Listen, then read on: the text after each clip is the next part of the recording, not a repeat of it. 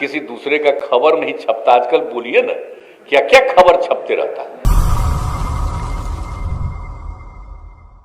ये वीडियो सुना आपने, ये नीतीश कुमार ने क्या कहा? उन्होंने कहा कि इस देश में मीडिया और अखबार को मैनेज कर लिया गया है। दिन भर अलबल दिखाया जाता है, कुछ भी दिखाया जाता है, सब कुछ मीडिया के दम पर हो रहा है। काम कुछ हो नहीं रहा है, मीडिया को मैनेज किया जा रहा है। दूसरी बड़ी खबर अखिलेश यादव की। आज विधानसभा में उन्होंने जमकर सरकार को सुनाया। कहा कि कोई आपका विरोध कर देगा तो आप उस पर बम लगा देंगे, बम के आरोप में जेल भेज देंगे। आज की राजनीति में 3 बड़ी खबरें हैं। पहली बड़ी खबर है ममता बनर्जी क्या बीजेपी के साथ जाएंगी, सॉफ्ट हो गई हैं? ऐसा नहीं है। क्या है उनका पूरा प्लान, ये भी बताऊंगा। दूसरी खबर है नीतीश कुमार की। नीतीश कुमार ने आज पटना में जमकर प्रधानमंत्री मोदी पर इशारों में हमला किया और कहा कि मोदी जी एक बुलबुला हैं और वो बुलबुला फूट जाएगा। सब कुछ टीवी अखबार के दम पर है। टीवी अखबार को मैनेज कर लिया गया है, किसी को डराकर, किसी को धमकाकर। सवाल वही है, क्या नीतीश कुमार भी नहीं समझ रहे हैं? मैं बार बार कह रहा हूं कि सोचिए, बिहार के मुख्यमंत्री, जहां से ज्यादातर पत्रकार आते हैं हिंदी पट्टी और गोबर पट्टी में, वहां के पत्रकारों को चैलेंज कर रहे हैं नीतीश कुमार। उनको नहीं पता है, नीतीश जी को पता है।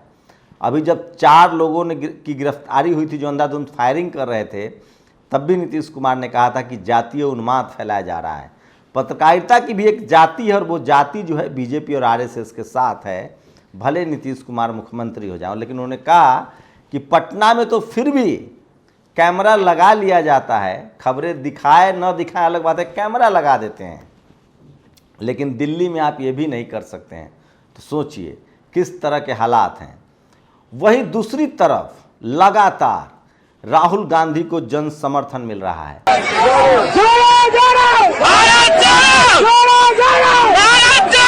175 किलोमीटर से ज़्यादा का वो सफ़र तय कर चुके हैं और 4000 के लगभग 4000 किलोमीटर का सफ़र, 150 दिन का सफ़र है।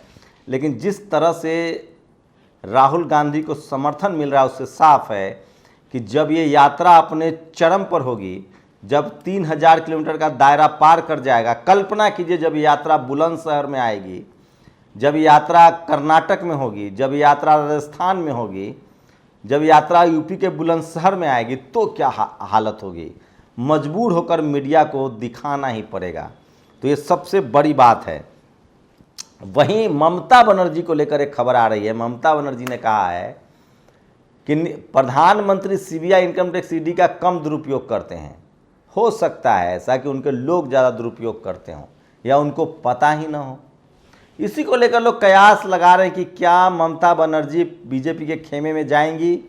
सवाल तो यही है कि लेफ्ट और कांग्रेस की नज़दीकियां बढ़ रही है। लोग की एक बात है, जिस तरह से अगर अब 2024 में जो लोग भी, ममता बनर्जी ब्राह्मण है, नवीन पटनायक ब्राह्मण है, उनकी पार्टी के पास जो वोट है वो SC ST OBC माइनॉरिटी का ही वोट है। पश्चिम बंगाल में सबसे बड़ा मुस्लिम वोट है। लेफ्ट और कांग्रेस अलग होती है तो ममता भी चौराहे पर खड़ी हो जाएंगे। सोचिए, जो मुस्लिम समाज ओवैसी को छोड़ सकता है, जो शेड्यूल कास्ट के लोग मायावती पर दबाव बना रहे हैं कि आप किसी तरह से गठबंधन में आइए, जो शेड्यूल कास्ट के लोग चिराग पासवान पर दबाव बना रहे हैं कि आप गठबंधन में आइए, ममता बनर्जी और नवीन पटनायक अगर इस गठबंधन में नहीं आते हैं तो उनका वोटर उनको छोड़ देगा। कांग्रेस नहीं आती है तो कांग्रेस को भी छोड़ देगा, क्योंकि इस सरकार से सबसे ज़्यादा नाराज कोई है तो वो SC ST OBC और माइनॉरिटी के लोग हैं।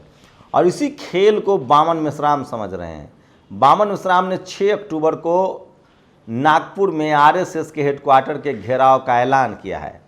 बामन मिश्राम का मानना है कि सीधे सीधे ये सरकार RSS की सरकार है और नाक दबाने से ही मुंह खुलता है। बामसेफ एक बड़ा संगठन है।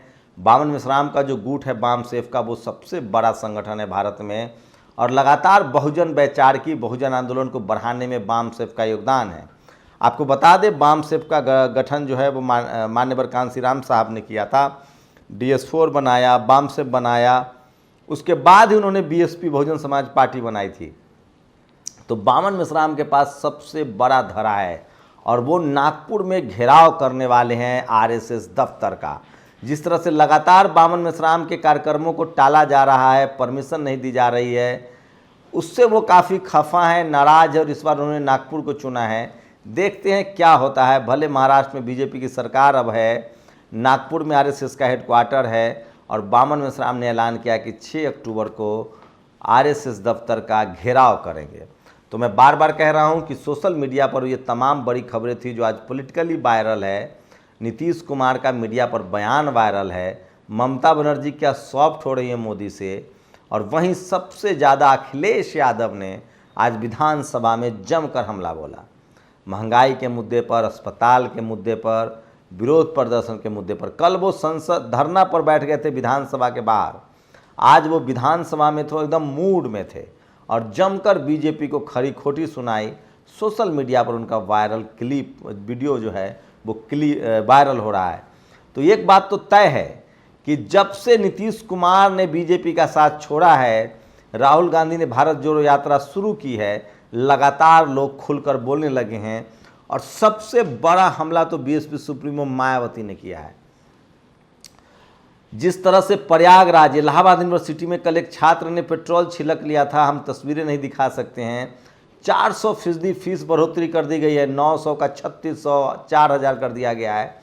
उसके बाद बीएसपी सुप्रीमो मायावती ने सरकार पर हमला बोला और कहा है कि ऐसे समय में जब महंगाई, बेरोजगारी चरम पर है और ख़ासकर इस प्राइस हाइक से जो सरकारी फ़ी बढ़ाई गई है स्कूल कॉलेज की, उससे बहुजन समाज और गरीब लोगों पर सबसे ज़्यादा असर होगा।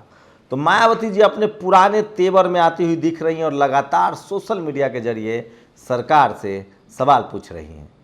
तो ये आज की कुछ बड़े खबरें थी। जाते जाते अखिलेश यादव का ये वीडियो सुन लीजिए जिसमें वो कह रहे हैं कि योगी जी अगर कोई आपको काला झंडा दिखाएगा तो आप उस पर फर्जी केस करवा देंगे, ये ठीक नहीं है। नौजवान ने काला झंडा दिखा, उसके ऊपर पुलिस से फर्जी बम दिखा करके जेल भेज दिया। आप लोग अपनी प्रतिक्रिया भी जरूर दीजिए। क्या नीतीश कुमार आर और पार की मूड में हैं? क्या ममता बनर्जी उस तरफ जाएंगी? और क्या सारे सवर्ण नेता बीजेपी के साथ चले जाएंगे? क्या ये ज़्यादा अच्छा नहीं होगा कि SC ST OBC माइनॉरिटी के लोग एक साथ हों, उनके वोटर एक साथ हों? 2024 में बहुत लोगों का जो असली चेहरा है वो सामने आ जाएगा। फिलहाल राहुल गांधी अपने पदयात्रा से लोगों की पूरी सहानुभूति बटोर रहे हैं। आपकी अपनी प्रतिक्रिया क्या है, जरूर दीजिएगा। शुक्रिया।